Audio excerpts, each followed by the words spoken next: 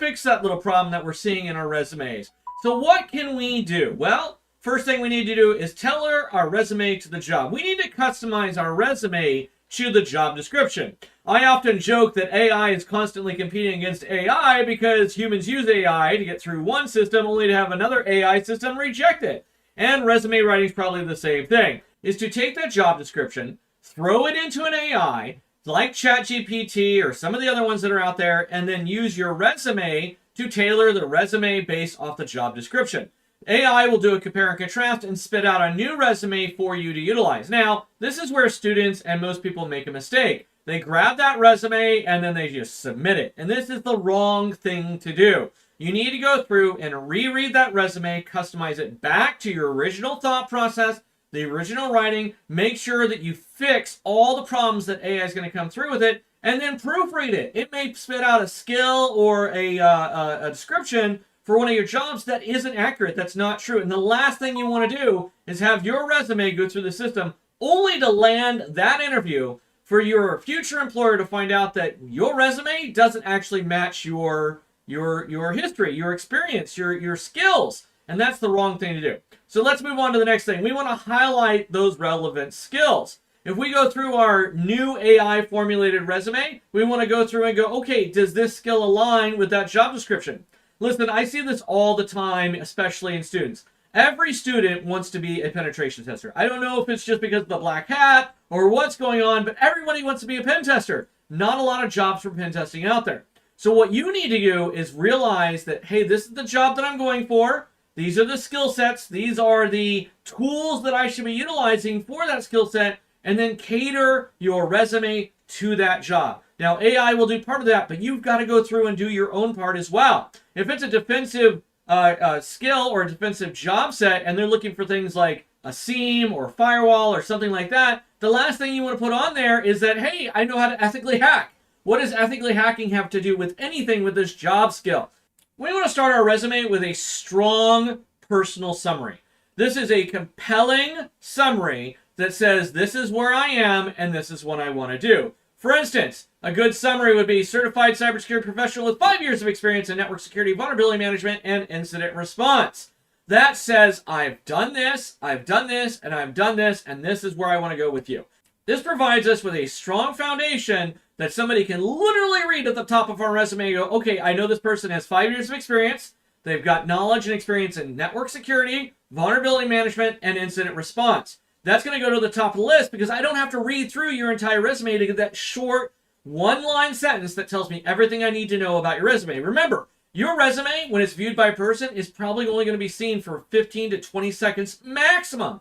And so they're going to start at the top, and if you don't have a compelling argument at the very top of your resume saying, this is who I am, this is what I do, you're probably going to go to the bottom of the pile. After the highlighting of relevant skills, we want to go through and include some of those soft skills associated with past positions or even coursework that we've done.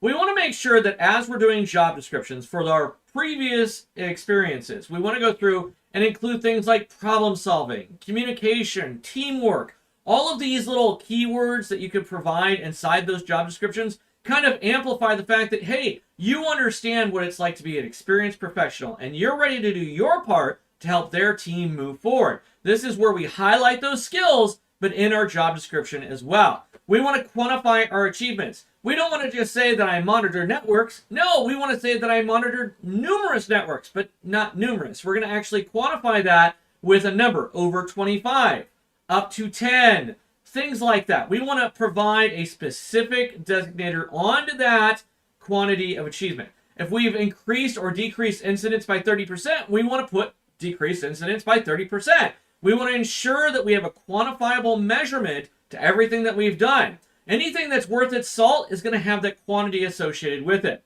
We want to focus on our results, not what we can do for the company, not what we'd like to do for the company, but what we've done in the past that you can expect from me as a prospective employer or employee to bring to your table, to bring to your company. Because remember, I'm hiring you. If I'm hiring you, I want to know what you're going to bring me. What is the profit or what is the benefit of bringing you onto my team? And if you can't articulate that quantity associated with it, then that's going to be a problem. And that's where focusing on results really comes into play on our resume. Remember, That resume is a snapshot of our ability. It's a snapshot of what we've done in the past in order to do something new in the future. Within our job description, we want to use strong action verbs like analyzed, configured, secured, and developed.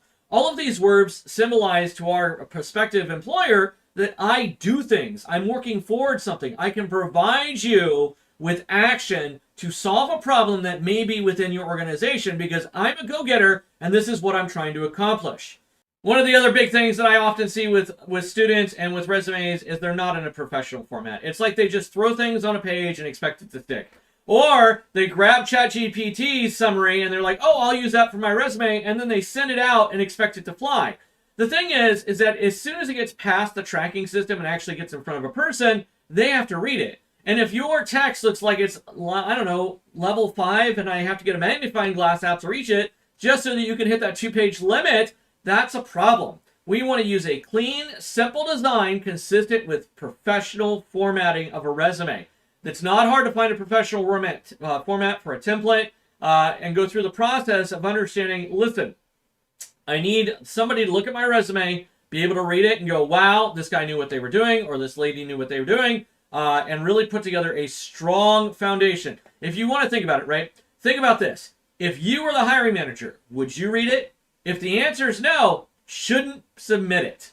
One of the other big problems I often see with new people looking for a resume or transitioning into cybersecurity is their relevant job skills. They'll put past experiences that just don't have anything to do with the job that they're looking into.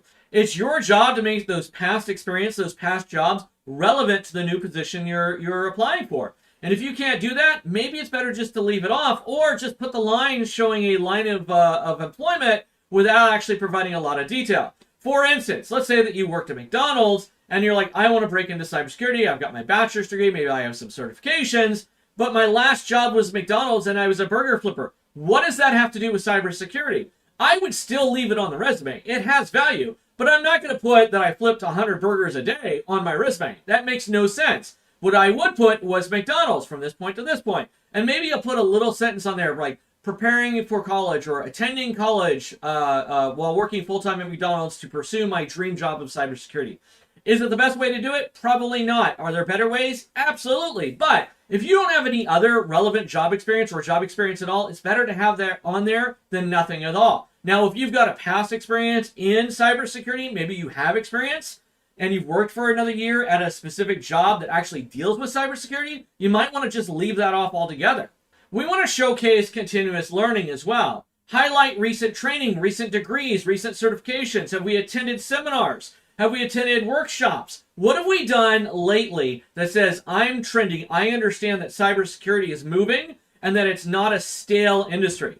I need to showcase in my resume that, listen, I'm keeping up with today's technology. If you can't do that, chances are you may be overlooked for that dream job. Finally, we want to proofread and get feedback on our resume. The worst thing that you could do is go through your entire resume, have a lot of misspelled words or grammatical errors on there, and then just submit it. Because you may get somebody like me who's very much like, if you can't misspell that.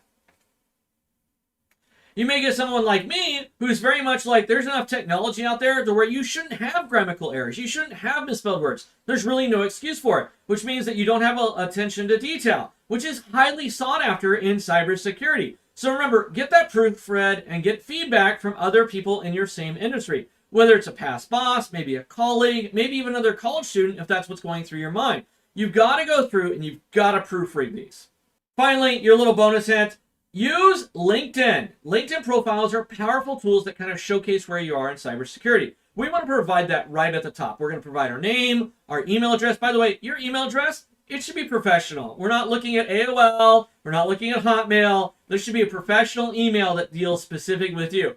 One of the greatest examples I already do in one of my classes when I'm talking about this is hotrockerdude@AOL.com. Probably not the best email address to have on your resume. It may stop somebody from actually going through and contacting you. However, first name dot last name, perfectly acceptable. First name dot last initial, perfectly acceptable. First initial and last name, perfectly acceptable. But we want to stick with platforms like your own domain, maybe Gmail, and there's some other ones out there. But what we want to stay away from are those very legitimate, improper email addresses because it basically says, I don't know how to be professional. All right, that's it for me today. I'm Dr. K. As always, I would appreciate that like, that subscribe, and of course that bell icon. We'll see you next time.